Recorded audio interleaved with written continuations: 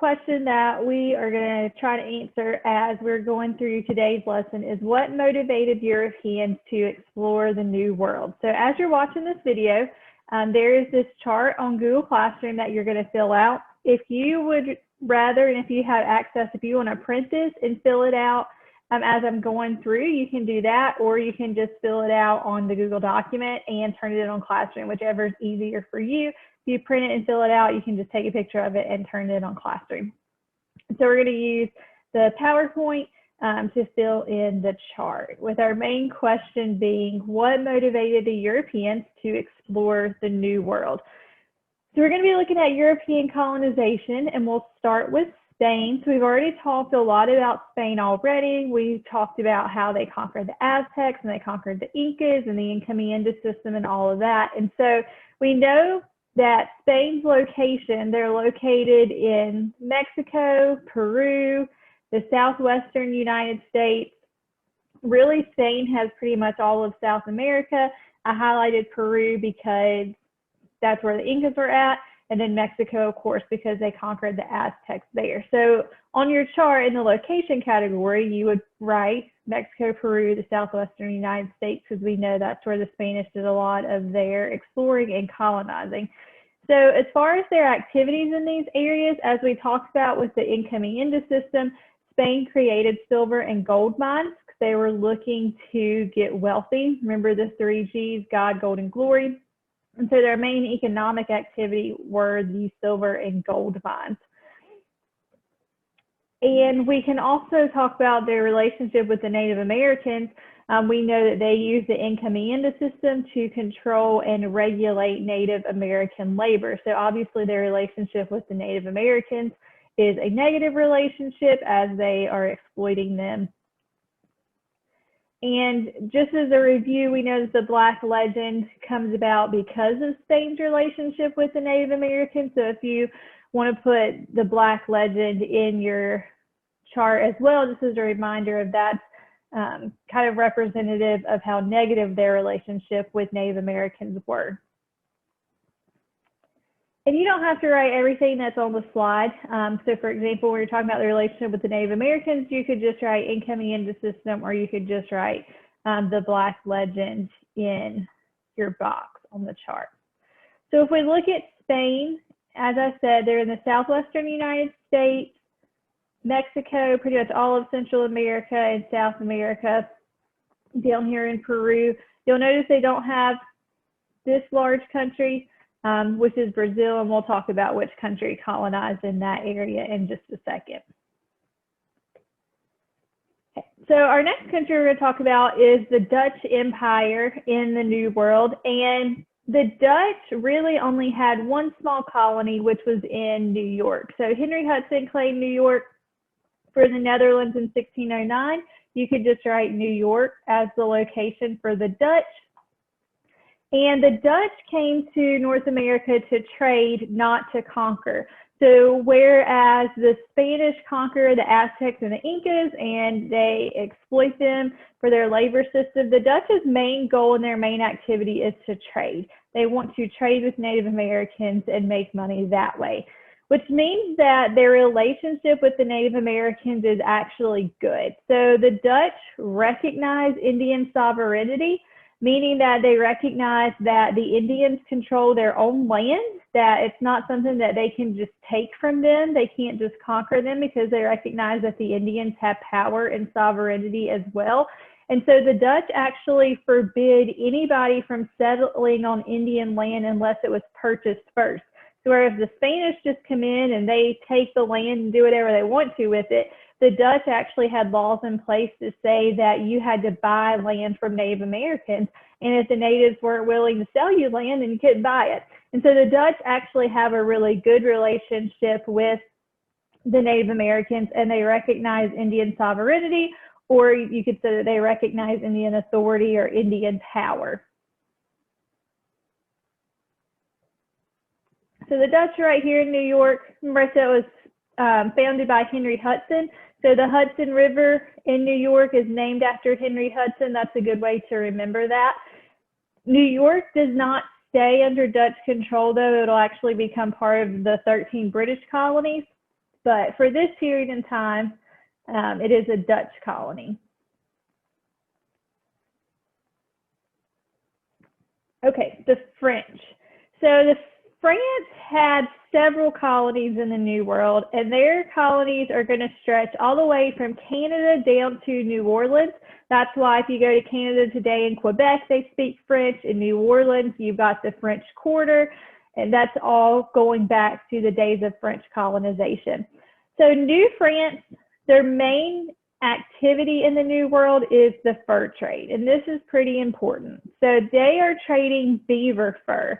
We're talking about the fur trade. It's primarily beaver fur because beaver fur was worth a ton of money in Europe. People were wanting beaver hats, beaver fur coats, and so France is trading with Native Americans in order to get beaver fur from them because Native Americans were good at knowing where beavers lived and how you captured beavers, and so the French were trading with them to get beaver fur.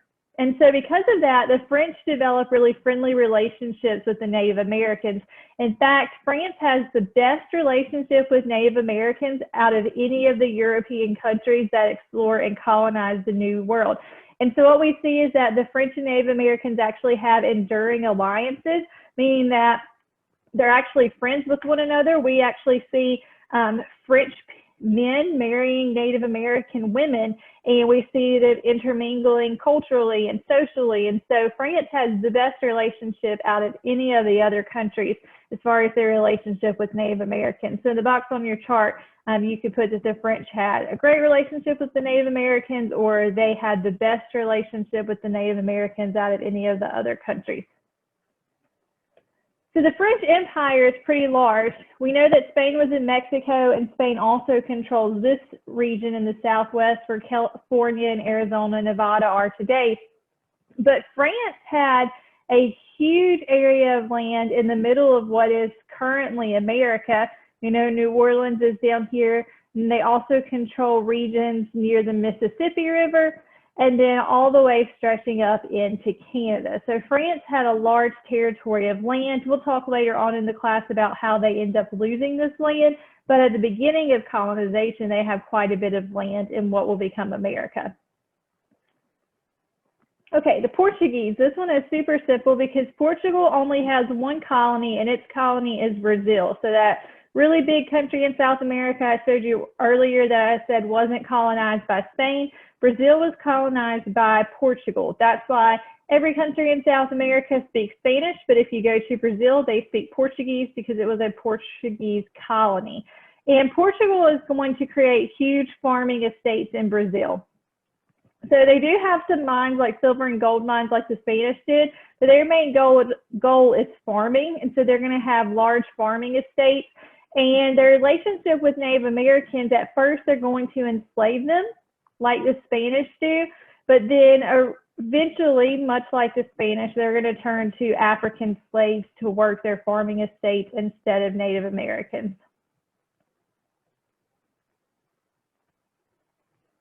So if you look on the map, this is Portugal. It's a very small country in Europe.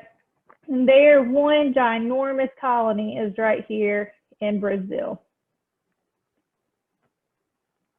All right, last one, the English or the British.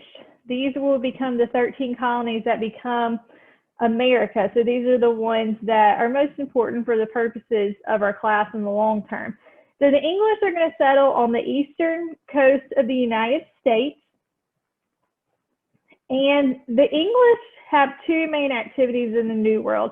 If the English are settling colonies, it's for one or two reasons. One, they're either seeking wealth, or two, they're seeking religious freedom. So we'll see, because the Spanish were getting wealthy in colonizing the New World, the English are going to try to do that as well. We also see colonies that get established because people want to leave England, where they were being religiously persecuted, and have religious freedom in the New World. So their activity was either to get wealth or to get religious freedom. The other reason that the English are colonizing is because they want to compete with other European empires. So remember when we talked about the Black Legend, that's feeding into this competition, especially between the English and the Spanish. They're wanting to compete with each other over who's going to have the best empire in the New World. And so another reason, another activity of the English is to compete with other European powers, especially Spain and France. So as far as their relationship with the Native Americans, the English are peaceful with Native Americans at first. So the English do not enslave Native Americans like the Spanish or the Portuguese do. Instead, they're going to use African slavery from 1619 onward until the Civil War. Even after we have the Revolutionary War, we know that the Southern colonies will still have African slaves. But the English were mainly peaceful for Native Americans for the first 10 to 15 years that there are colonies. But after that, there's going to be a lot of warfare, which is going to lead to really the decimation and the killing of a lot of Native American tribes. And so the English start out peaceful. We'll talk about some of the wars that take place between the English colonists and different Native American groups later on. And so I also wanted to point out when we're talking about them using African slaves, so the English first, instead of using Native American slaves, use indentured servants, which is someone who really couldn't afford passage to come to the colonies, but someone wealthier would pay for their passage, and in exchange, you would have to work for that person for a period of time, generally 5 to 7 years, to pay off your debt. So the English, instead of using Native Americans for slave labor at first, they started using indentured servants. And then once they realized that African slaves, it was more economical to get a slave you could use for its entire life than an indentured servant you had to replace after it paid off the debt that it owed. So you don't really need to write that down. Just keep that in the back of your mind about indentured servants, because we're going to talk about that a little bit more later on. So these are the English colonies. Again, what will become the 13 colonies, Georgia being the last colony that was established by the British, and then all the way up to what is currently Maine today. All right, so hopefully you have all the information you need to fill in your chart.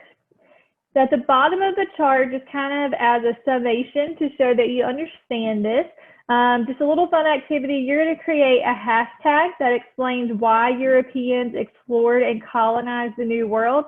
So I gave you an example here, hashtag gold, so nobody can use that example.